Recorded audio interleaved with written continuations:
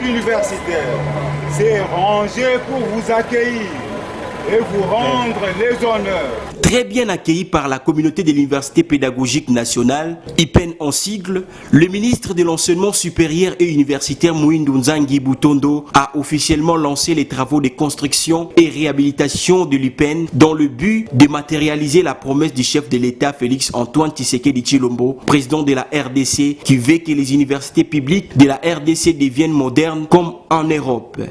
Il a promis de moderniser. Ici, ça va être même l'exemple de ce qu'il a dit, faire de la RDC l'Allemagne de l'Afrique. Cette université ici, ça ne va pas ressembler à tout ce que vous savez, tout ce que vous avez connu avant comme université. Ça va être modernisé, moderne, tout ce qu'il faut pour l'université. Et j'ajoute, ce n'est pas seulement les bâtiments, ça va être aussi équipé.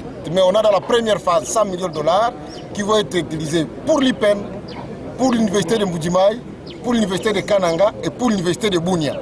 Et l'INBTP Kinshasa. Et les autres phases vont suivre. En présence du conseiller principal du président de la République, Félix Antoine Tshisekedi Tshilombo, en matière des infrastructures, l'occasion faisant les larrons, la professeure Anastasie Massanga Maponda, la rectrice de l'UPEN, a au nom de son comité de gestion rendu un vibrant hommage au chef de l'État, chancelier des universités, pour le choix porté à l'UPEN et promet d'aménager aucun effort pour le suivi de la bonne marche de ces travaux qui viennent de démarrer.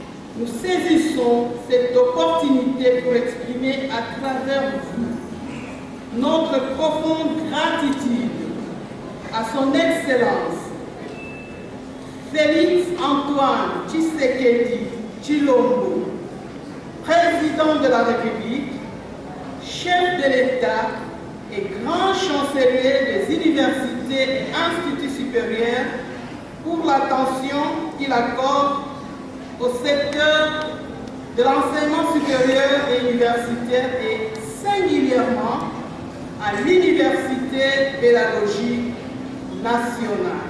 Il y a lieu de signaler que ces travaux seront exécutés par l'entreprise Africa Solutions pour une durée de 3 ans, répartis en 3 phases, dont la première phase sera inaugurée au début de l'année prochaine par le président de la République Félix Antoine Tshisekedi Tshilombo. Il sera question de la construction d'un grand bâtiment qui abritera 32 salles de cours modernes, la construction d'un amphithéâtre, un terrain de football, la réhabilitation de tous les anciens bâtiments, pour ne citer que ça. Fatibé, béton. Fatibé, béton. Fatibé, béton. Fatibé, béton.